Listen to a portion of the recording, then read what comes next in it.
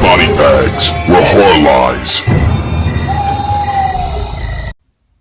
Hey, what's going on, everybody? Welcome to Psychological Horror Week on BodyBags. It's week 191, and I'm your Sunday host, Bourgie86, here on a Thursday. Yes, doing a quick fill-in review for our Thursday reviewer, Abby, aka the Sinister One.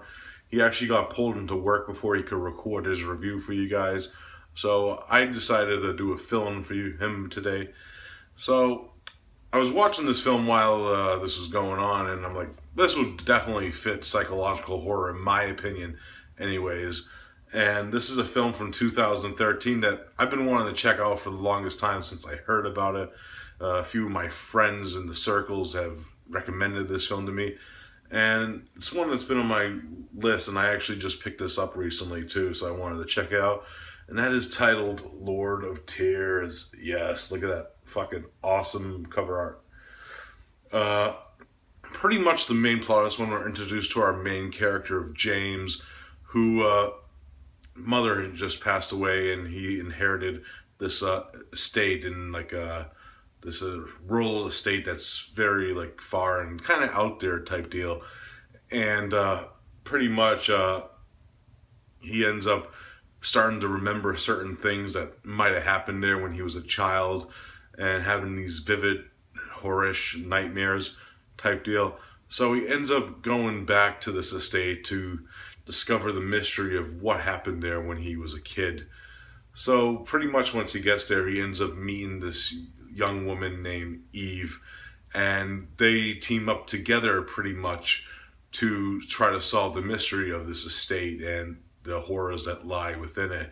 That is pretty much the main plot that I'm going to give away with this one, because if I go any further into it, it will spoil a treat for you. Because my thoughts on this film, once I was watching this, I was very indulged into like what the story was going on, because once you're into it, it's like very atmospheric, and we see like these great atmospheric imagery of like just the imagery of like this Scottish setting that this film takes place on, where they use the setting of this film to its benefit, both in its nighttime shots, which are very nightmarish and atmospheric, and its daytime shots, which show its beauty and elegance of the cinematography that is shown on the film. And the slow burnness of this film is very indulgent, because you are engulfed in the mystery, especially with like pretty much this film only consists of like a few characters type deal, and most of the time it's mostly Eve and James on screen. And I gotta say, like their interactions with each other are perfect. I like the mystery of like what their relationship's about and what it is about and what it goes into the future of it, especially as the film progresses and you learn like a lot of like things. And just the nightmarish imagery of like James's nightmares are just enough to creep you out for until like the ending of the film happens. Now, if you see from the cover, and you know, you heard of this film before, like through the history, like I did through like reading about it and things like previews of the film, like they did like these online like pranks with this Aloe Man character. He's a very interesting character in the film, because his mystery of his character is not fully revealed what his full intentions are. And I like that about that, because his mythology grows bigger and bigger. And you can learn, like I can see them doing like, well, I'll get more into that in like a little snippet that I'm going to add to this. But you could just do like numerous films with this character and you still don't know what his full motives. He's like the overseeing like bearer of what's happening, what's coming on, what's to come. And he watches as these events proceed. He's like the overseer of what's going on in the film, which I do like the mystery of his character and what the Aloe Man really is. And it's pretty fucking awesome, and just the creepiness of when he appears in the film is just amazing.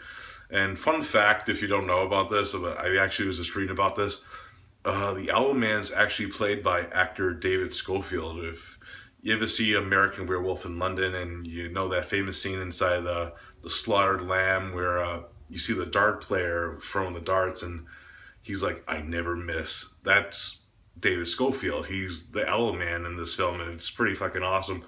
And this film has a lot of influence on it. Like, for majority, it's very influenced on Hammer horror. I could tell that the director of this film was a big fan of Hammer horror films growing up, like I am. And you could tell that by the way it looks, and like even like the title credit sequence, where it has like a lot of like Hammer horror influence in that title sequence. And there's also a lot of like Asian horror references that come later in the film. Most notably, like with like the editing style, like in certain like aspects of like J horror films, they have like that certain editing style. Like a lot of like Asian horror films have it, and it's very key to the Asian horror aspect, which I do like also because I'm a big fan of Asian horror also. So that film has it all. It's great. It's like an atmospheric British like mixture of Hammer horror and Asian horror, and it's just amazing. I just love how the mystery of like what's going on, and then the reveal happens and your just mouth drops because you're sitting here for like the hour and 25 minutes that this film is, and like what is the main plot of like all the secrecy that and sequence scenes that they show in the film.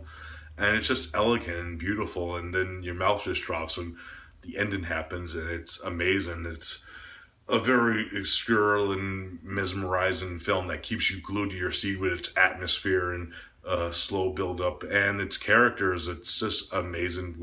Another thing I forgot to mention though, with its great atmosphere, is the music goes with the atmosphere and the certain scenes, like certain like music that plays through. Excuse my voice, but like certain like one scene in particular where James is looking through like all these old like books at his mother's house, and it has like this elegant, beautiful music playing.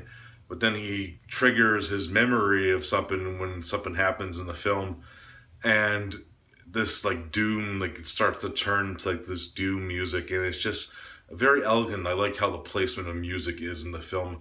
Like, you know, in certain films, like they'll have like happy, like weird, goofy music during like what's supposed to be like horrific scene. This film doesn't do that. It has like this great, like elegant music when it needs to be, but then it has like that doom presence music when it's there and needs to be also. So I do enjoy that about the film also. So yeah, I fucking highly enjoyed this film. It's one of the greatest watches that I had in a while, and I'm glad I got a chance to check this one out.